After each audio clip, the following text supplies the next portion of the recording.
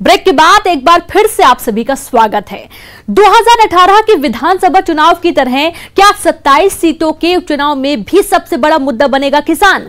क्या सोयाबीन खराब हुई फसल पर बिछने लगी है सियासी बिसात? इस मुद्दे को भुनाने के लिए कांग्रेस ने कमर कस ली है, वहीं बीजेपी भी दो हाथ करने के लिए तैयार है। उपचुनाव वाली मालवा की सीटों पर सोयाबीन की खराब फसल क्या सियासी दलों की मुश्किलें बढ़ाएगी?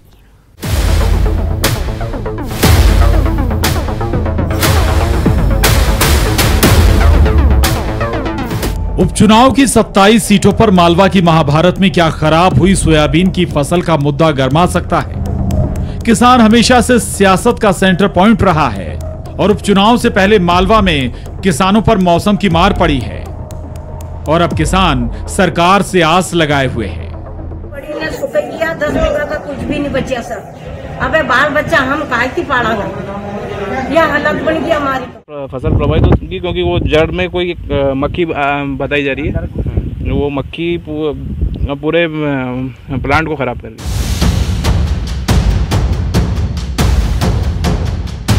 गाँव में जाएंगे, पंचायत के सरपंच पंच और पंचनामा बना के बाकायदा वीडियोग्राफी करके और पूरा उसका आकलन करेंगे और ईमानदारी से किसानों को राहत देंगे।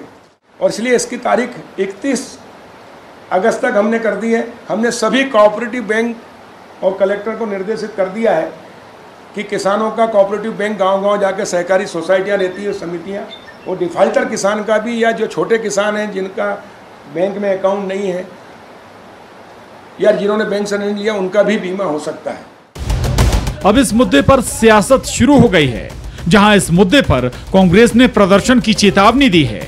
इंदौर में ऐसे ही पूर्व मंत्री जीतू पटवारी और पूर्व सांसद प्रेमचंद गुड्डू ने मोर्चा संभाला। सांवेर सीट पर उपचुनाव जो होना है, अब क्या सांवेर में कांग्रेस किसानों के मुद्दों को भुनाने की फिराक में है?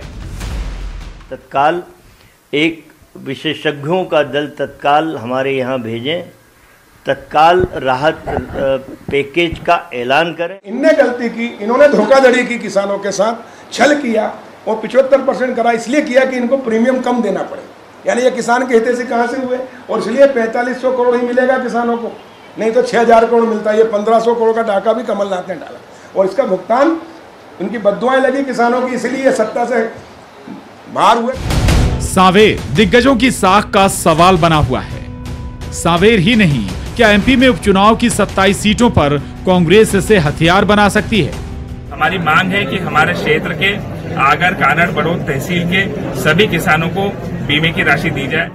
उधर कृषि मंत्री कमल पटेल इस मुद्दे पर कहते हैं कि कांग्रेस को इस पर सवाल पूछने का नैतिक अधिकार ही नहीं है। बीजेपी सरकार हमेशा से किसान हितैषी रही है। कांग्रेस को तो कहीं नैतिक अधिकार ही नहीं किसान के बारे में बोलने का। कुछ नहीं किया, न फसल बीमा योजना 50 साल में लाए हो, न आरबीसी में परिवर्तन हो। हमने परिवर्तन किया, उसका परिणाम यह निकला कि जहाँ 5 करोड़ भी कभी नहीं दिए कांग्रेस के राज में पूरे प्रदेश में, वहाँ हमने 5,500 करोड़ आरबीसी 6-4 में दिया है और 5,300 करोड़ फसल बीमा में दिया है।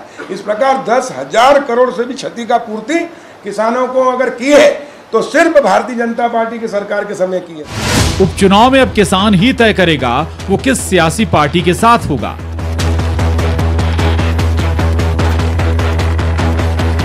अगर मालवा से रजनीश सेठी, इंदौर से अरुण त्रिवेदी और भोपाल से अनुराग श्रीवास्तव के साथ bureau report, news 18, Madhya Pradesh, Chhattisgarh. 27 सीटों के उपचुनाव में 15 महीने बनाम 5 महीने का मुद्दा। कमलनाथ सरकार के 15 महीने और शिवराज सरकार के 5 महीनों का कामकाज। क्या खाली हुई 27 सीटों पर किए जा रहे विकास कार्यों को बीजेपी सबूत के तौर पर पेश करेगी? नेपानगर सीट की विधायक सुमित्रा देवी तो सीन बना रही हैं और वोटर को बता रही हैं कि नेपानगर में जो 15 महीने में नहीं हुआ वो 15 दिन में हो गया।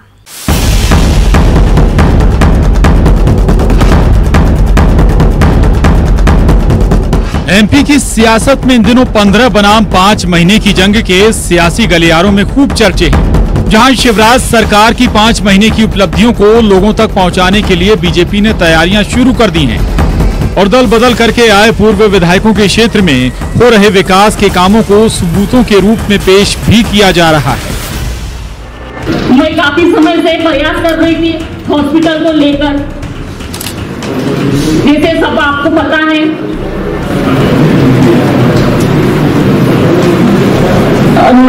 स्वास्थ्य मंत्री को वहां पे ले गई थी मैं, वहाँ हॉस्पिटल के उनको वहां ले जाकर उनको अवगत करवाई हूँ क्योंकि हाँ हॉस्पिटल के बहुत बुरी स्थिति है। और बार बार में मेरे पत्र में लिखकर बार बार मैं मंत्रियों के पास गई हूँ काम को लेकर, पर मेरे 15 महीने में एक भी काम नहीं हुए।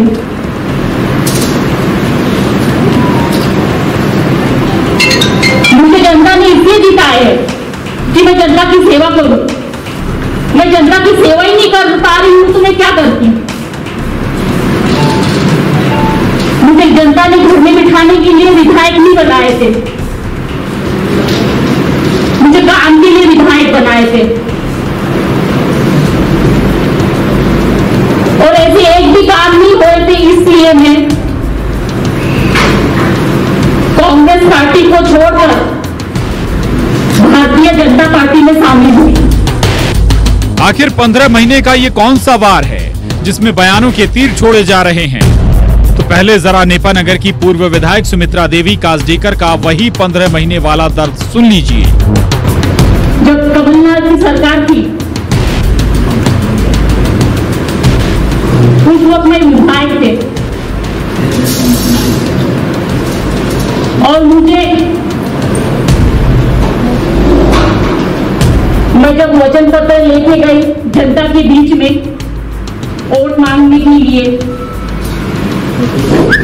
नेपानगर की जनता ने भरपूर वोट दिए मुझे और जितवाई भी, और मुझे भोपाल के विधानसभा भवन में बिठा दिए। जनता ने मुझे इसलिए जिताए कि मैं जनता की सेवा करूं, जनता के काम करूं, इसलिए मुझे विधानसभा में बिठाए जनता ने। जो पूर्व की सरकार में कमलनाथ जी सरकार थे, 15 महीने में ऐसा एक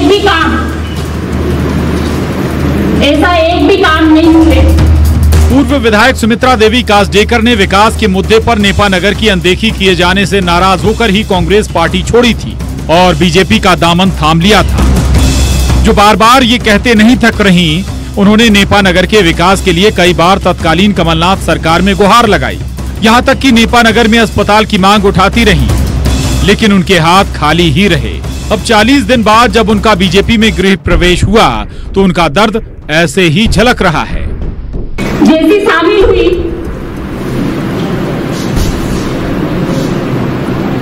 वैसी मैं वहां सीएम साहब से मिलने गई थी और तुरंत तत्काल